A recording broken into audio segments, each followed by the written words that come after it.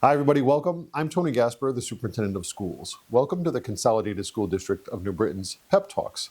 This is the podcast where we talk about all the wonderful things that are happening in our school district. I'm joined today by Sarah Hart and Adianez Hernandez. They received my challenge coin because they really took some important critical action when one of our students was having a medical issue, and they were recognized by their principal for that. But we're really here today to talk more about the role and the important work of our paraeducators. So welcome. Thank you. Happy to have you here. So in any order you like, tell me more about your work as paraeducators here at Gaffney, and especially in our KEY program. So we incorporate specialized assistance for our special needs students while also implementing DTI, which is individualized for every student's own needs and goals. We also regulate and redirect behaviors while making meaningful connections with our students. What does regulate mean? What do we mean by that?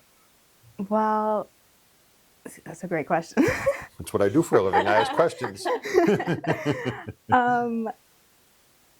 So does it have to do with behavior? Yes, it has to do with behavior. So I think the opposite of regulate is when a student becomes dysregulated. Yes. So when a student becomes dysregulated, how do you help them get back on track? Well, often sometimes it's more about communication. So if a student is struggling to communicate their needs, we redirect them by leading them to their textbooks and asking them what do they need. And often they show us what they need by handing us a PEX icon, and we help them get what they need. So for the people who don't know what kind of icon that is, what does it do? What's it used for? It's a picture of items that they usually work for or have around them.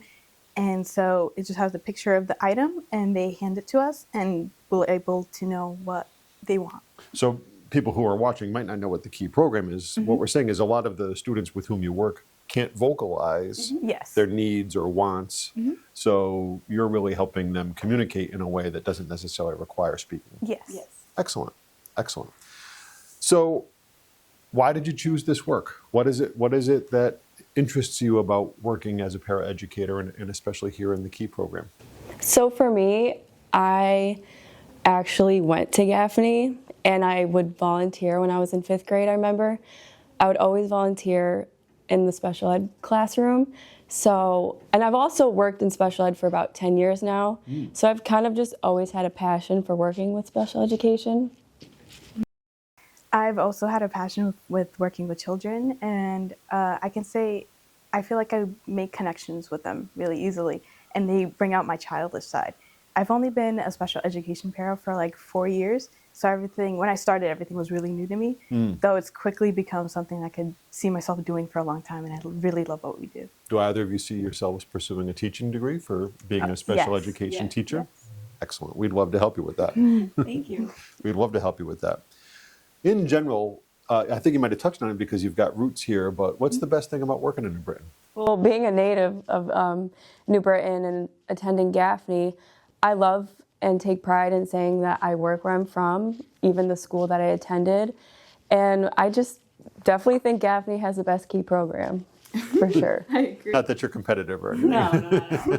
I also was born and raised in New Britain and have younger siblings who attend New Britain schools. So I take pride in saying I could be a role model for them and that I work in special education.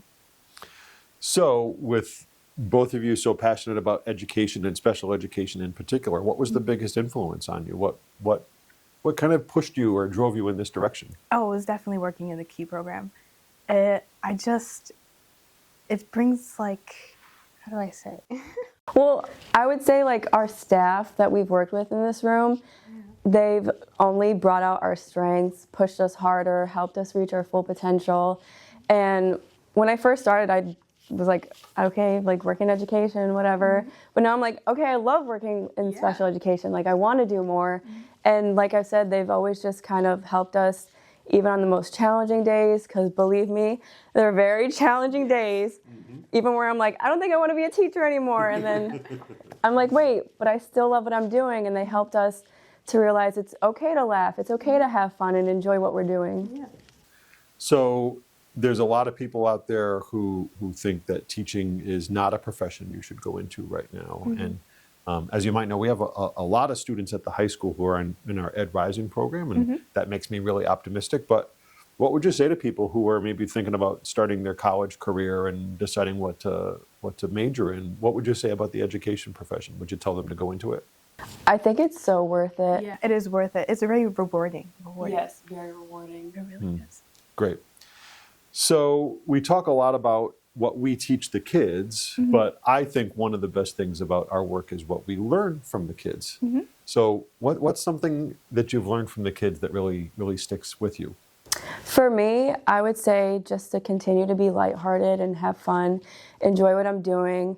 It's so easy to get caught up in life, and like I said, there's challenging days, but the kids are always making us laugh. I feel like they help us to become more optimistic. And they've also taught me personally that progress is progress, regardless of how big, how small, how long it takes. Because, we do TTI, and so sometimes it takes us like 4 months. Sometimes it takes the very next day, and we're like, oh my goodness, the student just they messaged their goal, and it's like, it's worth celebrating, So I think that regardless of however the progress looks, it should be celebrated, and yeah. I would have to agree because it takes a lot of repetition for these students. And honestly, whenever they reach even the smallest goal, we always celebrate, no matter what.